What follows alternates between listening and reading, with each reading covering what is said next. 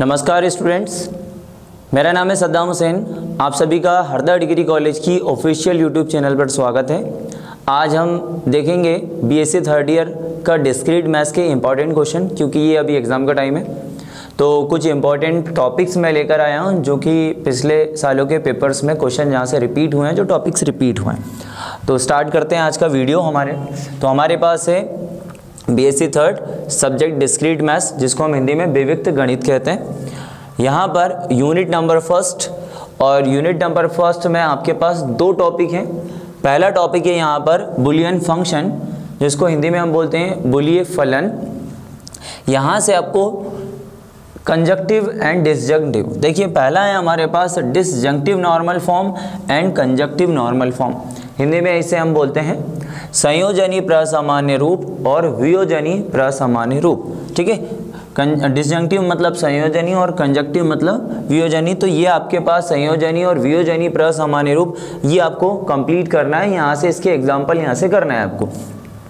इसके अलावा अगर पेपर में यहाँ पर इसको CNF और DNF भी बोला जाता है। देखिए, जो आपके पास डिसजंक्टिव नॉर्मल फॉर्म है इसको बोला जाता है DNF, और जो आपके पास कंजक्टिव नॉर्मल फॉर्म है इसे बोला जाता है CNF। तो पेपर में DNF और CNF से भी ये पूछ सकता है। इसके अलावा इसको हम SOP, और SOP का फुल फॉर्म है sum of product, and POS product of sum भी कहते हैं। तो यहाँ पर DNF बनेगा आपका SOP एंड CNF बनेगा आपका POS।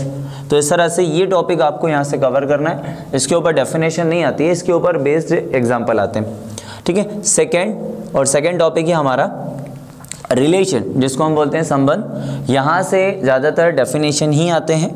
तो रिलेशन में आपको करना है बाइनरी रिलेशन, ठीक है, द्विआधारी संबंध, इसकी डेफिनेशन प्लस एक एग्जांपल, एंड इक्विवेलेंस रिलेशन। तो इक्विवेलेंस रिलेशन में ये होता है कि एक बड़ा क्वेश्चन यहाँ पर बोलेगा कि किसी क्वेश्चन में वो बोल रहा है कि आप प्रूफ कीजिए कि ये इक्विवेलेंस रिलेशन होगा। हिंदी में से हम बोलते हैं तुल्यता संबंध। और इक्विवेलेंस रिलेशन में अगर एक क्वेश्चन इसका नहीं आया तो अलग से क्वेश्चन बनाकर दे सकता है कि कोई सेट जो है वो रिफ्लेक्सिव होगा या सिमेट्रिक होगा या ट्रांजिटिव होगा किसी रिलेशन के लिए। ठीक है, स्वतुल्यता, सममितता और संक्रामकता।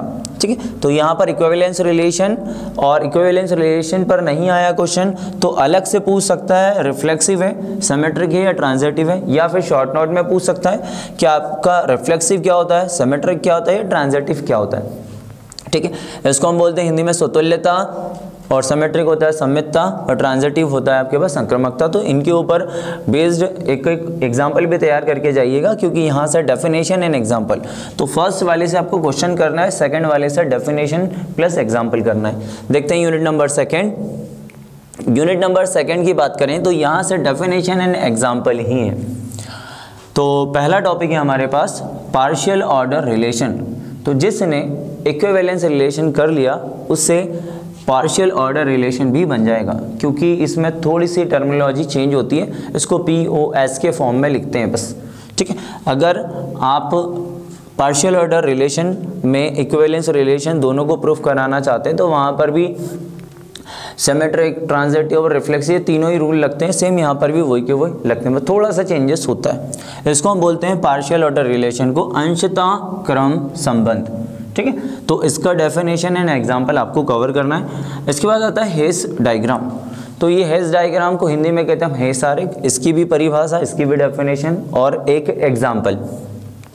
इसके अलावा लास्ट ईयर के पेपर में आया था मैक्सिमल एंड मिनिमल एलिमेंट की डेफिनेशन, तो आपको ये भी कवर करके जाना है। इसको हिंदी में बोलते हैं हम उच्चिष्ट और निम्निष्ट अवयव। ठीक है, नेक्स्ट है हमारे पास डुअल लैटिस। तो डुअल लैटिस की डेफिनेशन प्लस एक एग्जांपल, या फिर एक क्वेश्चन देके रखेगा, बोलेगा कि ड्रॉ कीजिए लैटिस के लिए, लैटिस को ड्रॉ कीजिए। यहाँ पर इसको हम हिंदी में बोलते हैं द्वैत जालक। ठीक है, तो इस तरह से ये आपका यूनिट नंबर सेकंड भी कवर होता है। अब अगर हम बात करें यूनिट नंबर थर्ड, तो यूनिट नंबर थर्ड में यहाँ पर ग्राफ स्टार्ट हो जाते हैं। तो यूनिट नंबर थर्ड में सबसे पहले आपको ग्राफ की डेफिनेशन पढ़ना है, प्लस ग्राफ कितने टाइप के होते हैं। ठीक है, तो यहाँ पर मैंने लिखा है definition and types of graph. ठीक है, definition and types of graph इसके बाद अगर हम बात करें तो सब graph, walk, path and circuit. आलेख क्या है, उप आलेख क्या है और आलेख कितने प्रकार के होते हैं, इसके बाद इसका पथ और परिपथ, ये सारी डेफिनेशन यहाँ से आपको कवर करना है।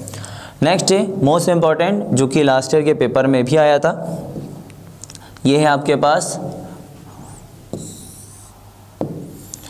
यूलर ग्राफ, है ना, जिसको हिंदी में हम आइलर आलेख भी कहते हैं। तो यूलर ग्राफ की डेफिनेशन करना है प्लस एक एग्जांपल करना है एंड इसी के ऊपर बेस्ड है आपके पास, इसी से रिलेटेड है, बिल्कुल सेम टू सेम जैसे यूलर ग्राफ है उसी तरह से हैमिल्टोनियन भी होता है, थोड़ा सा चेंजेस है। तो यूलर ग्राफ और Hamiltonian path and Hamiltonian circuit, तो इन दोनों की डेफिनेशन प्लस एक एग्जाम्पल। इसके अलावा अगर हम बात करें तो एक बड़ा क्वेश्चन जो बनता है वो बनता है यहाँ से शॉर्टेस्ट पाथ से। तो यहाँ पर कोई एक ग्राफ दे देगा, और उस ग्राफ में बोलेगा कि आप शॉर्टेस्ट पाथ निकालिए। कुछ इस तरह से उसने ग्राफ दे दिया और यहाँ पर बोलेगा कि ए से जेड के बीच में शॉर्टेस्ट पाथ क्या होगा। ठीक है, इसको हम हिंदी में कहते हैं न्यूनतम पथ। Find the shortest path between A to Z, A से जेड के बीच में न्यूनतम पथ ज्ञात कीजिए, और यहाँ पर डायग्राम आपको पेपर में दिया हुआ रहेगा। ठीक है, ये क्वेश्चन भी, ये टॉपिक भी लास्ट ईयर के पेपर में था और इस बार भी इसके आने के चांसेस हैं। ठीक है, देखते हैं अब हम नेक्स्ट यूनिट नंबर 4, और यूनिट नंबर 4 आता है ट्री पर बेस्ड। तो यहाँ पर आपको करना है कि सबसे पहले ट्री क्या होता है। ठीक है, ट्री क्या है और इसकी प्रॉपर्टीज़ क्या है, और ट्री को हिंदी में हम कहते हैं वृक्ष। तो वृक्ष क्या है और इसके गुणधर्म क्या क्या हैं, पहला क्वेश्चन हमारा ये बनता है। इसके अलावा जब हम जाते हैं टाइप्स ऑफ ट्री पर, तो हमें मिलेगा यहाँ से टाइप्स ऑफ ट्री में पहला है रूटेड ट्री। रूटेड ट्री एक ऐसा ट्री है जिसमें बहुत सारे रूट बाहर की ओर निकलते हैं। ठीक है, अगला है आपके पास बाइनरी ट्री, द्विआधारी वृक्ष, और स्पैनिंग ट्री। तो स्पैनिंग ट्री बनाने के लिए आता है, ग्राफ देकर रखेगा और बोलेगा कि इसको स्पैनिंग ट्री में कन्वर्ट कीजिए। ठीक है, नेक्स्ट आता है rank and nullity of a graph. किसी भी ग्राफ की, किसी भी आलेख की जाति और शून्यता कैसे निकालते हैं, तो इसका एक फॉर्मूला है, आप वो देख लीजिएगा, rank and nullity. And next है आपके पास Kruskal algorithm and Prim's algorithm. इन दोनों में से एक टॉपिक आपको पेपर में मिलेगा और यहाँ से भी एक ग्राफ देकर रखेगा और बोलेगा कि इसका क्रुस्कल एल्गोरिथ्म से स्पैनिंग याद कीजिए या मिनिमम वेट निकालिए या शॉर्टेस्ट पाथ निकालिए। मतलब वहाँ पर पर्टिकुलर मेथड देकर रखेगा किस एल्गोरिथम का यूज़ करना है, क्रुस्कल एल्गोरिथम का या प्रिम्स एल्गोरिथम का यूज़ करना है। ठीक है, तो इस यूनिट में इतना टॉपिक आपको कवर करना है, trees and its properties, rooted tree, binary tree and spanning tree. Next आता है rank and nullity of a graph, Kruskal algorithm and prime algorithm. और इन दोनों में थोड़ा सा चेंजेस है, इसमें डायरेक्टली मिनिमम वेट देखा जाता है और इसमें पहले हम अल्फा वेट और उसके बाद मिनिमम देखते हैं। आप क्वेश्चन करोगे तो क्लियर आपको हो जाएगा। नेक्स्ट अगर हम बात करें यूनिट नंबर 5 की, तो यूनिट नंबर 5 सबसे छोटी यूनिट है। आप सबसे पहले ये यूनिट कवर कीजिएगा। यूनिट नंबर 5 में अगर हम देखें तो यहाँ पर आता है सबसे पहले मैट्रिक्स रिप्रेजेंटेशन ऑफ ग्राफ। अगर कोई भी एक ग्राफ देकर रखा है तो उस ग्राफ को मैट्रिक्स में कैसे कन्वर्ट किया जाता है, यहाँ पर इस यूनिट में ये बताया गया। तो यहाँ पर आपको करना पड़ेगा पहला incidence matrix and adjacency matrix. Adjacency matrix जिसको हम आपतन आव्यूह बोलते हैं और इंसिडेंस मैट्रिक्स जिसको हम आसन्नता आव्यूह बोलते हैं। अगर किसी मैट्रिक्स में हम वर्टेक्स से वर्टेक्स चेक करते हैं तो वो आपका एडजेसेंसी मैट्रिक्स होता है, आपतन आव्यूह होता है। और अगर किसी ग्राफ में आप वर्टेक्स से एजेस को चेक करते हैं, मतलब वर्टेक्स से एजेस जा रहा है या आ रहा है, तो उसके लिए हम इंसिडेंस मैट्रिक्स का यूज़ करते हैं। ठीक है, नेक्स्ट अगर हम देखें तो अगला टॉपिक आता है हमारे पास कट सेट मैट्रिक्स। तो किसी भी ग्राफ में, फॉर एग्जांपल हमारे पास ये ग्राफ है, तो इस ग्राफ में कितने पॉसिबल कट लगाए जा सकते हैं, है ना। तो ये ग्राफ को अगर आपने कट लगाया और उनको कट लगाने के बाद मैट्रिक्स में कन्वर्ट किया तो वो बन जाएगा आपके पास कट सेट, और जो मैट्रिक्स बन रहा है वो हो जाएगा आपके पास कट सेट मैट्रिक्स। क्योंकि जब हम कट लगाते हैं तो कट लगाने के बाद कितने पॉसिबल कट हैं उसके लिए आपको सेट निकालना पड़ेगा। जैसे आपने कट लगाया तो पहला कट लगाया तो मैंने मान लिया C1, और C1 ने कितने वर्टाइजेस को कट किया तो वहाँ पर हम नंबर से लिखेंगे और उसी को कन्वर्ट करेंगे किसमें, कट सेट मैट्रिक्स में। तो कट सेट क्या है and cut set matrix, cut set matrix चूंकि मैंने नहीं दिया हुआ है तो आपको कट सेट, कट लगाने के बाद कितने सेट बनेंगे। इसके बाद अगर हम बात करें तो इसकी प्रॉपर्टीज़ में ये आएगा कि जब हम कट लगाते हैं तो कट लगाने के जो रूल्स हैं वो क्या है, वो बनेगा आपके पास कट सेट में। ठीक है, नेक्स्ट अगर हम देखें तो कुछ एडिशनल थ्योरम है जो कि मैंने ऐड किया हूँ, जो कि पिछले साल के पेपर्स में आए। ये 3 थ्योरम है जो कि बार बार रिपीट होते हैं। तो थ्योरम नंबर फर्स्ट है हमारे पास, the maximum number of edges in a simple graph with n vertices is n into n minus 1 upon में 2।